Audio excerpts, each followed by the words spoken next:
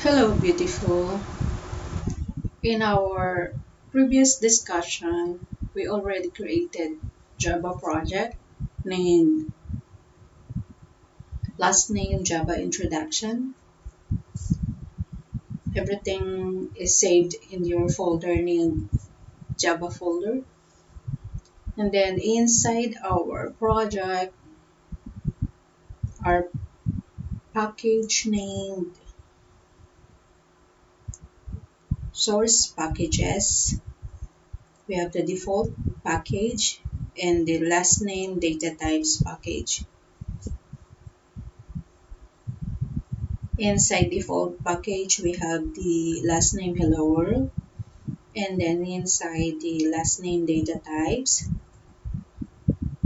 we have the class last name primitive types.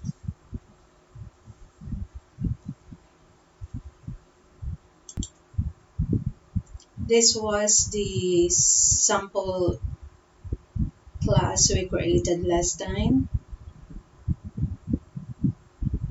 The primitive class shows samples of primitive data types as follows.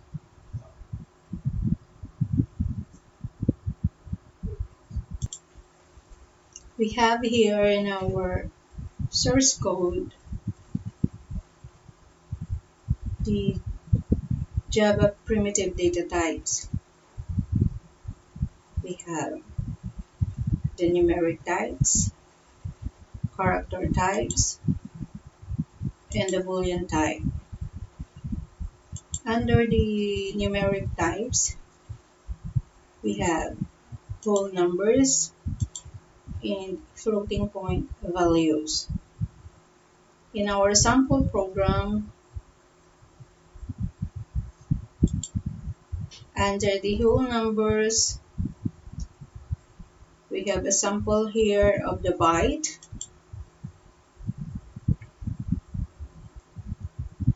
Byte takes up 1 byte of memory and stores the values ranging from negative 128 to positive 128. This is ideal for storing score in an exam or age of humans. The default value assigned to byte is 0. We have also here an example of a short data type under the whole numbers, which is under numeric types, which is under primitive data types. Short data type takes up to 2 bytes of memory and stores values ranging from negative 32,768 to positive 32,768. This is ideal for storing number of employees in a large organization of students in a learning institution. So same thing is true. The default value assigned to short is 0.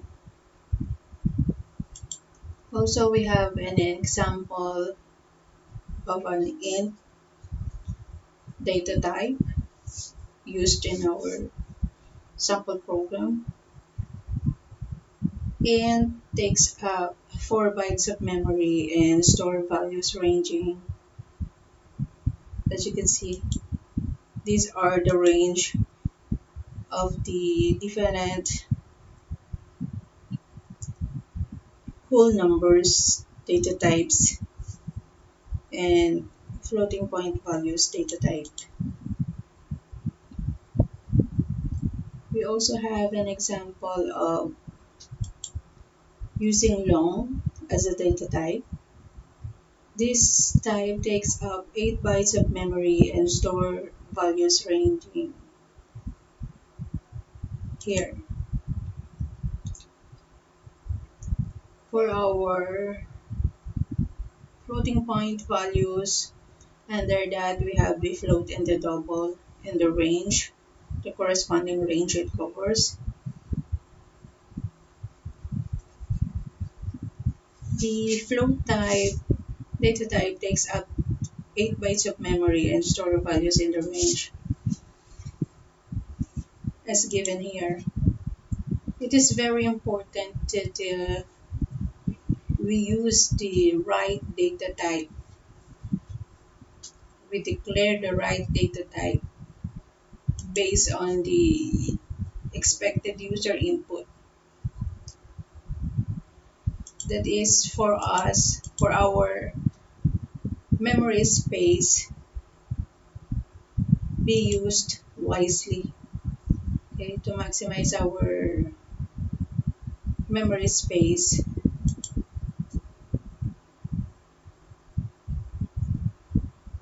So this was our sample program previously.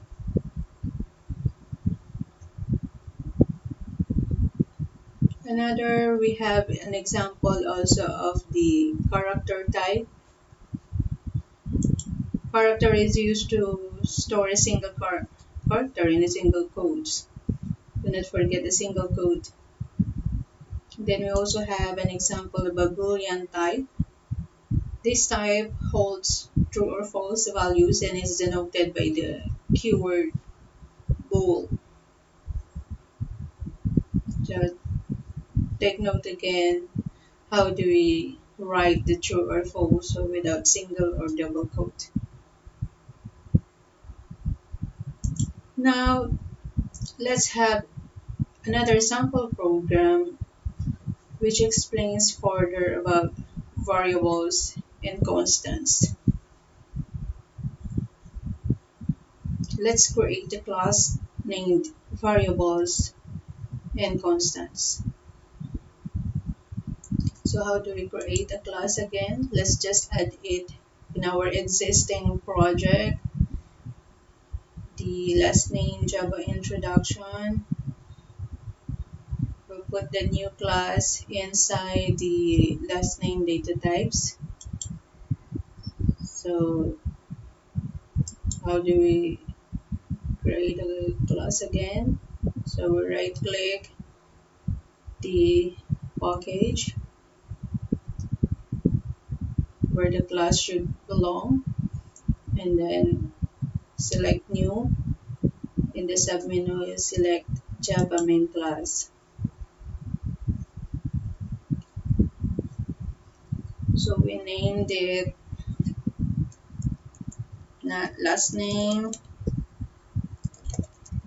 variables and constants.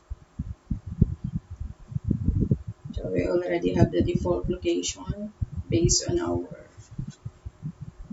first program, first class created under this project.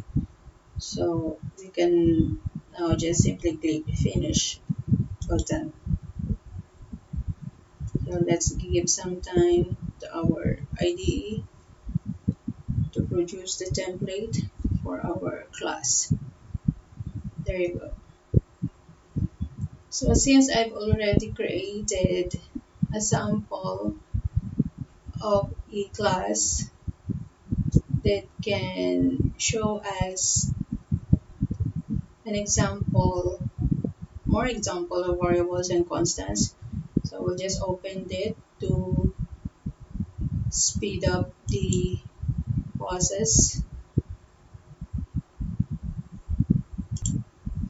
I mean to speed up our discussion.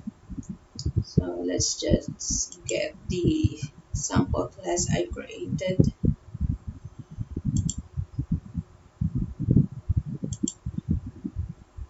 So we have here the variables and constants. Double click it to open the previous file and then Control A on your keyboard to select all. Control C, then copy paste it on our program. Control A again. Control V to overwrite the previous, or rather the existing text in our template. So we have here again a minor bugs here. So let's debug it. As I have explained previously, the package name and the class name should match.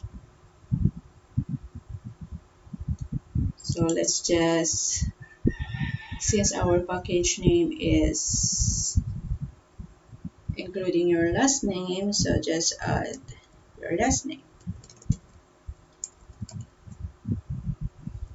So the warning symbol here is gone. Now let's correct the other one. Our class name is last name.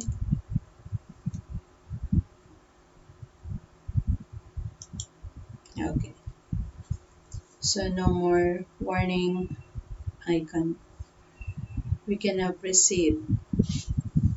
So after typing your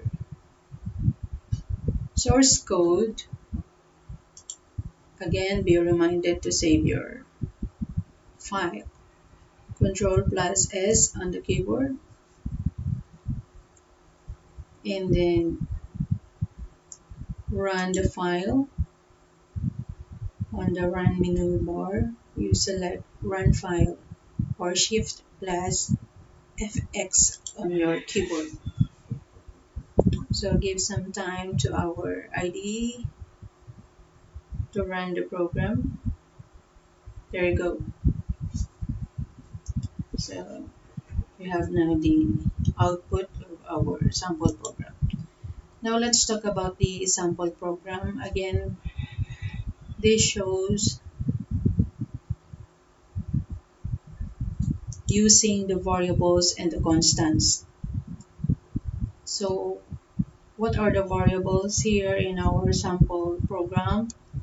We have the pi, the radius. Pi is a constant here since we already give a fixed value inside the source code. Another variables, we have the radius, the area, and the circumference. These are our variables used in our program. What is a variable again? So variable refers to a memory location in our computer that holds or stores a value that may change during program execution. Now, in writing a variable, we have guidelines to remember.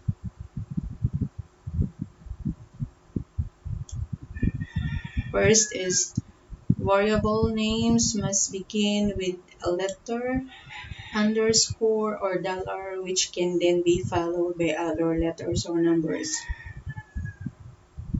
No other special characters are allowed. And then for the next guidelines, variable names are case sensitive. Okay, so you know what does it mean. And then another guideline, we have spaces are not allowed within variable names. And then we have another one, none of the Java reserved words may be used as variable names. So for example, what are the Java reserved words? We have the data types,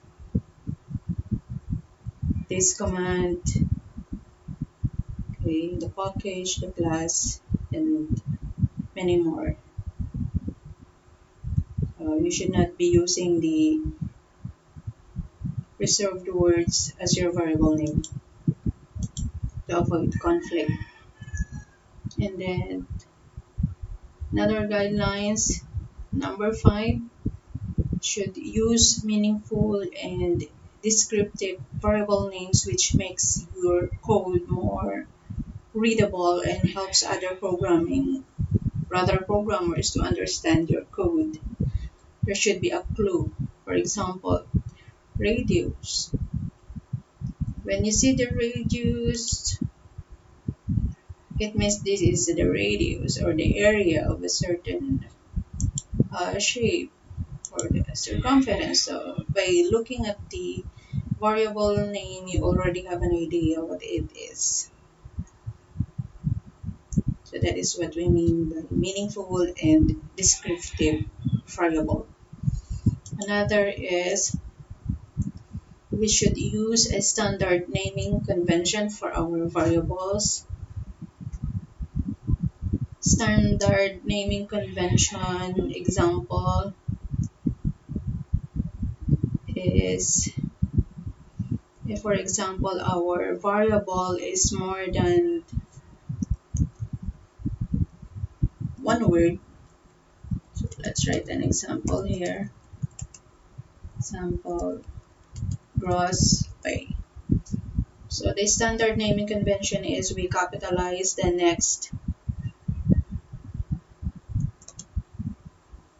first letter of the next word. So another example, we have initial account balance.